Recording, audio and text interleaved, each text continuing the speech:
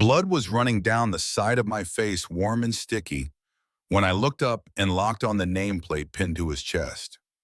I memorized every digit like I was carving it into stone. My hands were cuffed behind me, fluorescent light buzzing overhead. And then the interrogation room door swung open. Not a lawyer, not some small town official. It was Admiral Michael Turner, the man I'd once served under in the Navy. And in that moment, the whole room shifted. The smirks, the casual arrogance, they vanished. None of them knew the guy in cuffs had the Joint Chiefs of Staff on speed dial. A few weeks earlier, I couldn't have imagined being back in my hometown like this. After 14 years bouncing between deserts, jungles, and oceans with the Navy SEALs, I'd taken leave to care for my mother, Evelyn Brooks. She'd just been diagnosed with advanced heart failure. Our neighborhood in Easton used to feel alive. Corner stores run by families, Sunday choirs spilling out of churches, kids playing basketball in the street until the sun went down. But now half the houses were flipped, painted white and gray, and filled with people who looked at us like we didn't belong. My mother had seen it coming. They call it redevelopment, she told me one night, her voice both tired and sharp.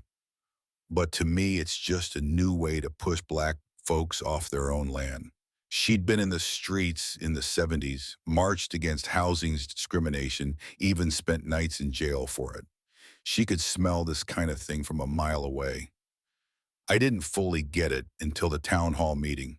City officials stood in front of neat charts and glossy slides talking about raising property values and public safety. Sounded fine. Until you realize it meant higher property taxes and stricter codes that the older working class residents couldn't afford. I stood up and pointed it out, naming exactly who'd be driven out.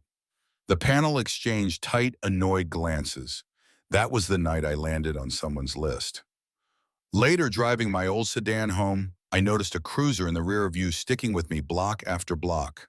Then the lights flashed. Two cops, Maxwell and Doyle, got out, flashlights in my face, tail lights out. Maxwell barked. I knew it wasn't. I checked the car that morning. I handed over my license, registration, and military ID. He glanced at it like it was a grocery receipt and stuffed it in his pocket. As he walked away, I heard him mutter to his partner, Brooks from Easton, "Check the list." The next day, I met up with Marcus, a high school buddy who's now a lawyer. He warned me the new police chief, Kyle Barrett, had ties to a big developer, Westland Group. Their game was simple target people who wouldn't sell, bury them in fines, code violations, or arrests until they gave in. A local reporter, Leah Tran, had been tracking the numbers. Easton was getting 3 times the police patrols of the neighboring white suburb, even though our crime rate was lower. I thought I was ready for whatever came next. I was wrong. It happened on a Tuesday morning. My mother had an urgent doctor's appointment. We'd barely pulled away from the house when I spotted an unmarked police car trailing us. 2 more appeared, one in front, one closing in behind. They boxed us in and hit the lights. I rolled the window down. "My mother needs medical attention," I said, steady but firm. Maxwell barely looked at her. Instead, they went straight to searching the car. And what do you know, he came out holding a small bag of white powder. I laughed even with 3 guns pointed at me. Nice trick, fellas. They cuffed me, rattling off charges, possession, intent to distribute, resisting arrest. But I stayed calm. In the SEALs, we trained for hostile captures.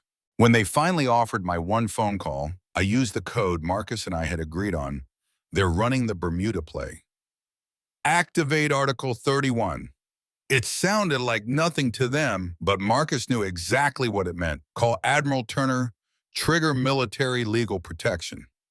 Back in holding, a veteran officer named Cooper slipped me a folded piece of paper. Inside, badge numbers, evidence log entries, and one note. Drug evidence chain of custody has holes. Not everyone in that building was rotten. 3 hours later, the door swung open again. Admiral Turner walked in with a JAG officer and 2 FBI agents. "I'm here for Lieutenant Commander Brooks," he said, calm but iron in his voice. You could feel the temperature in the room drop. The FBI demanded to see body cam footage. Leah already had copies. It showed Maxwell alone in my car before finding the drugs and a recorded comment to Doyle. We gotta remind Easton who's in charge. Then came the money trail payments from Westland Group to the chief's brother-in-law after every property seizure in Easton. Chief Barrett tried to cut a deal. We'll drop the charges, but he signs a non-disclosure stops the community work. Turner just looked at him and said, "You're in no position to bargain." That night I walked out free, but I didn't go home. I stayed with the military legal team and went case by case on every Easton arrest. People walked out of that station all night, men and women who'd been locked up on bogus charges. Outside, the crowd cheered every time the door opened. 6 weeks later, the headlines hit: Barrett, Maxwell, Doyle, and 4 Westland execs indicted on civil rights violations, conspiracy, and extortion. The mayor resigned after his own connection surfaced.